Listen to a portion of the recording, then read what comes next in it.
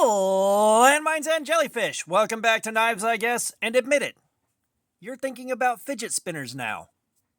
Got him! But do me a favor and hit that like button or your milk will expire. And we just did a live stream and we went in on version 2 of the Ozark Trail D2 Axis lock dropout. Or wug out or Ozark Grail, depending on what you want to call it, but the dropout. That's near and dear to my heart. But let's take a look at what we're holding because it'll bother you if I don't, and you know I love you. So first things first, and most importantly, the pocket clip is tip up, which is the Lord's carry. The scales are black plastic, which is probably nylon or polypropylene. The pocket clip is reversible. We got the axis lock and the thumb stud. Let's flick the stud. Sorry, the internet's been kind of slow. Now that that's out of the way, whoo, boy, we need to talk about this. Oh, man. So I carried it for the week. It did just like the orange one did outside of having a garbage factory edge.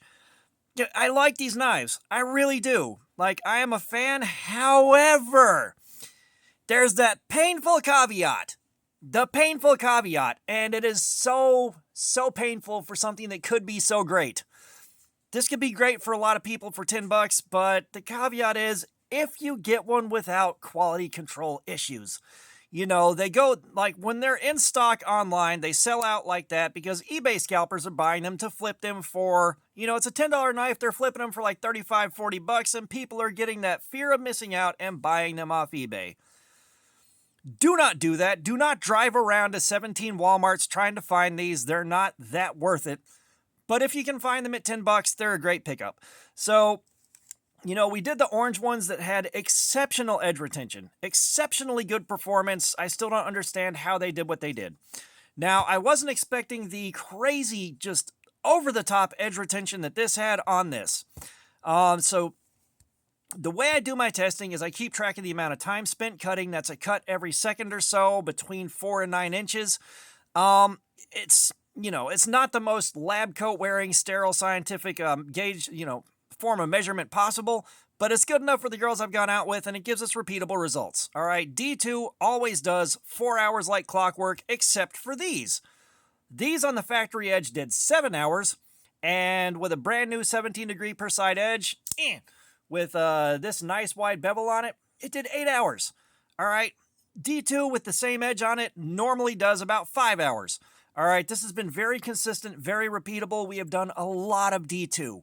That's why I say, like, using the amount of time we spend cutting, this is just comparing steels against each other with the same testing parameters for each steel, okay?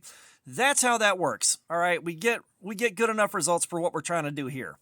So this thing on the factory edge, it started off like in the 300s, 350s on the edge tester that I'll show you in a second here. And the factory edge crapped out after about 45 minutes. All right, 45 minutes, the edge took a dump, and we got a 583. Now, once you get towards 600 on the tester, that is a devastated edge. Like, you have to sharpen it. There's no way around it. The cuts on the cardboard roll and tear. They don't cut anymore at that point.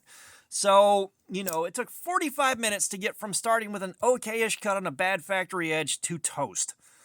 Normally in the 300 range, D2 will still hold on for a couple hours before it finishes letting go. So we'll start in between 150 and 200 usually. The first hour or so, it degrades down to a bit under 400. For the next couple hours, it holds on and creeps through 400 to 500 slowly. Then another half hour before it starts falling off a cliff in that last half hour and hits 600 to 650, somewhere in that window. Like clockwork.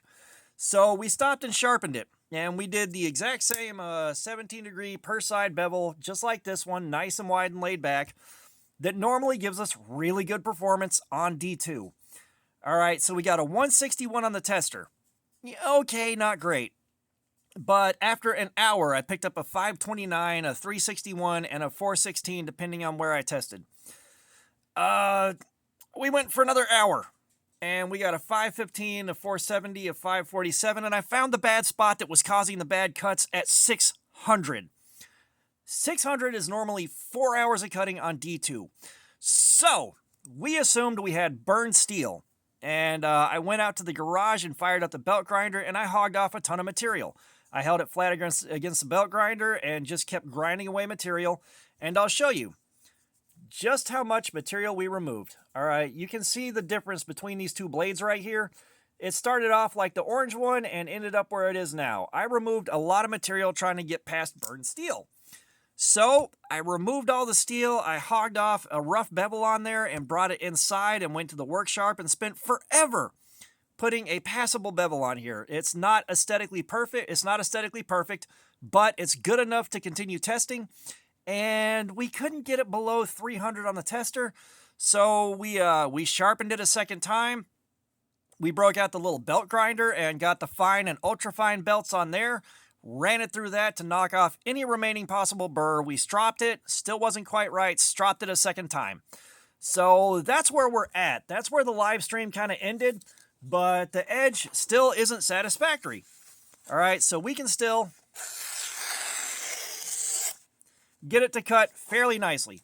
All right, after everything that we did with D2, we normally get around 120 to 140 on the sharpness tester. And this is a tester right here. And this will measure the number of grams of force that it takes to cut through the wire on the calibrated test clip. We've got a calibrated test clip right here. And there's the wire on the test clip right there. It's going to measure how many grams of force it takes to cut through that wire. 251. All right, that is with as much polish and as much effort as I can possibly throw into it. We got it down to 251. All right, I'm not sure how we got the 161 unless it was just that one little area that I tested that happened to pick up a little better edge. But this is terrible. This is absolutely terrible. Let's see, we got this guy right here. We got the Storm Pooper in worse steel. This is supposed to be D2. This performed like 3CR13. Of course, they didn't identify it. But, you know, I put it through the same sharpening with a little bit less effort towards refining the edge. And we got a much, much better number out of it. Like, it took one hell of an edge. I tested it earlier tonight. I got a 130. Now, let's see how close we get on, you know, it's going to be a different area of the knife. You're only testing an area as wide as the wire, so your numbers are going to change as you move up and down the blade. That's just part of the game. But, you know, a 202. So I got a 130 earlier tonight. We got a 202 here. And this is the one with the silver screw on it. Like, we kind of gone through a lot of stuff. Here is the other one. One of these tested way lower than the other. And again, I didn't put nearly as much effort into the sharpening and polishing on this as I did with the this Ozark Trail D2. Like, this Ozark Trail should be crazy sharp. Crazy sharp. But like that, with less effort on the sharpening at the end of the live stream, not a big deal. Tear that out. 160. So, like, worse steel,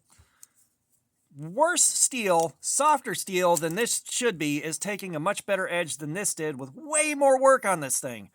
So we are going to go in and do a part 2 for the live stream. There's going to be a second live stream with this thing next week. Keep an eye out on the community post to see when that's going to happen. I'll let you guys know ahead of time by a day or two. It depends on what my schedule permits. But we are going in on this round 2 with the new edge and seeing maybe if this will last a bit longer and maybe I got past some of the burned steel. Outdoors 55, he did his testing on one of the older ones that had some really burned steel along the edge. I may have the same thing here. I don't know how much more I'm going to put into trying to put a new edge on this thing because I hogged off an ungodly amount of material and it took forever to get the new edge on it. It took forever. And of course, I could have gone with the small belt grinder and worked it through that, but I wanted to get a consistent 17 degrees across there. And it still ain't perfect. I had to hog off so much material, and I had not a ton of control over what the bevel was like before I started. So it's not the most even thing on the planet, but it's good enough to continue testing. So maybe we'll get at least better performance out of it. If it does better, we'll know we had some burned steel on the edge. If it still does that badly, we may have burned steel. We may have just a toasted heat treatment that ain't right at all. I don't know. I am spitballing guesses with this because I'm not an expert. You know, I am learning this stuff as I go. I'm learning about this. This is the first time I've gone to these lengths to try to get anything to work. And I may go back and do that again just because I love learning this stuff. I love learning about this stuff while I'm going through the process, and this is the first time I haven't been scared to go in there and do something like that. So I may end up doing that again and going in for round 3 if this still does poorly. Like I said, I will accept if it does 3 hours on this edge. At least the improvement in performance will let us know it was burned steel and I could grind farther into this to get to clean steel. But yeah, again, this is not worth paying on eBay for it. It's not worth paying $35, $40. It's not worth driving to 7 or 8 Walmarts. And of course, I've got the green one. The green one seemed to be better out of the box. The factory edge was better. Everything was fit up better. I didn't have to break it in. Everything on that one seems better so far. So sometime in the near future, we're going to test that one and see if there is a QC difference, because the QC issues with this, with the lock being kind of sketchy and the detent being way overpowering, that seems to be endemic to most of these black ones, and the green ones everybody seems to have a better experience with. So we may see where the green one just has a better blade and a better grind on it and no burned steel, I'm hoping. But until we get to that point, we don't know for sure. We are just monkeying around with these things and trying to learn what we can until we're done dealing with it. But, you know, that's what happened with this. That is everything pertinent that happened that I can think of to share about it. It's just I think we got a dud with some really badly burned steel, and I think this might run through a lot of these black ones. And I kind of think the green one's probably going to do better, but it might not. We're not going to know until we get there and actually do the testing. So I can't think of anything else I need to share with you about this, but you know I love sharing with you what happened during Cardboard Slayer, and that's what happened with this. So all that being said, thanks for looking at my crap. Subscribers, you guys are awesome. Y'all keep coming in. I appreciate you so much. If you haven't subscribed, please do. We're getting real close to hitting that 5K mark. Huge milestone for me. We have got our live streams. We got regular videos. There's plenty of activities. Comments. I love some feedback. Let me know what you think about what's happening with the steel. If you've got a black one that's having the same problems, please let us know. Like I said, I want to see if this is across the board with the black ones or not. But all that being said, y'all have a nice day.